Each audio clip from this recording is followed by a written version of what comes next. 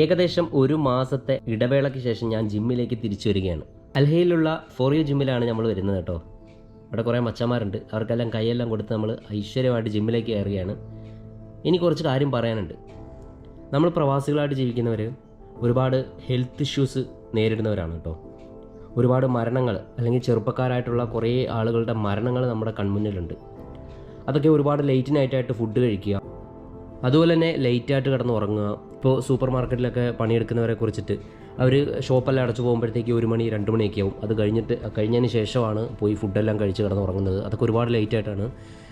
അത് ഒരു 8-9 കൊല്ലം ആ ഒരു റൂട്ടീൻ തുടർന്ന ഒരാളാണ് ഞാൻ. അതുകൊണ്ടാണ് ഞാൻ പറയുന്നത്.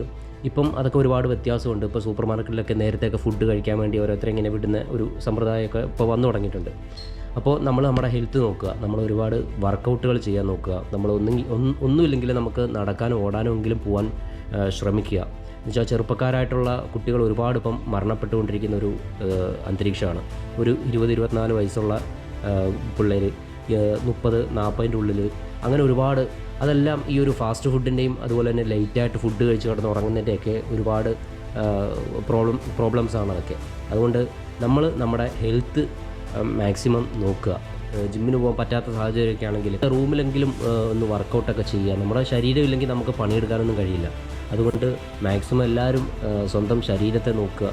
അപ്പോൾ വീഡിയോ ഇഷ്ടപ്പെട്ടാൽ ഫോളോ ചെയ്യാൻ മറക്കല്ലേ.